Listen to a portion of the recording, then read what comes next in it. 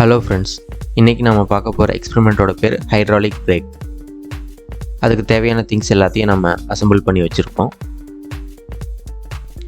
So இந்த experiment மூலயமா நம்ம ஹைட்ராலிக் பிரேக் எப்படி ஒர்க் ஆகுது அப்படிங்கிறத பார்க்க போகிறோம். அதுக்காக நம்ம பேஸை ரெடி பண்ணிக்கலாம். இதில் நம்ம ஒரு ஸ்டாண்டை ஃபிக்ஸ் பண்ணிக்கிறோம். இந்த ஸ்டாண்டில் நம்ம மோட்டரை ஃபிக்ஸ் பண்ணிக்கலாம். இந்த மோட்டார் ரன் ஆகிறதுக்காக பவர் சோர்ஸுக்காக நம்ம பேட்டரியை ஃபிக்ஸ் பண்ணிக்கிறோம்.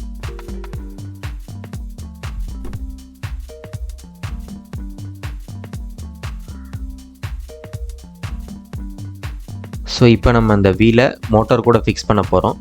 இதை ஆக்சுவலாக ஒரு வெஹிக்கிளோட டயர் அப்படின்னு நினச்சிக்கோங்க. ஸோ இப்போ இந்த டயரை நம்ம மோட்டர் கூட ஃபிட் பண்ணிட்டோம். ஸோ ஒன்ஸ் நம்ம பேட்டரி ஆன் பண்ணோம் அப்படின்னா இந்த டயர் ரொட்டேட் ஆக ஆரம்பிக்கும்.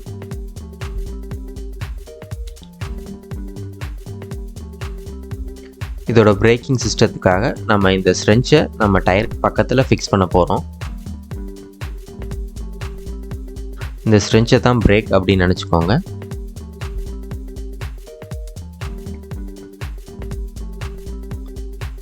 இந்த ஸ்ரெஞ்சோட இன்னொரு எண்டை இன்னொரு ஸ்ரெஞ்ச் கூட நம்ம அட்டாச் பண்ண போகிறோம். இந்த ஸ்ரெஞ்சு தான் நம்ம ப்ரெஸ் பண்ண போகிற அந்த பிரேக். ஸோ ஒன்ஸ் நம்ம இந்த பிரேக்கை ப்ரெஸ் பண்ணோம் அப்படின்னா அதில் ஒன்ஸ் இந்த ஸ்ட்ரென்ச் நம்ம ப்ரெஸ் பண்ணோம் அப்படின்னா அந்த ஸ்ட்ரென்ச்சுக்குள்ளே ஒரு லிக்விட் இருக்கும். அந்த லிக்விட் மூவ் ஆகிறதுனால நம்ம டயருக்கு பக்கத்தில் இருக்க ஸ்ட்ரென்ச் அந்த டயரை ப்ரெஸ் பண்ணும்போது அந்த டயரோட ரொட்டேஷன் ஸ்டாப் ஆயிரும். ஸோ இதை நம்ம இப்போ பார்க்கலாம்.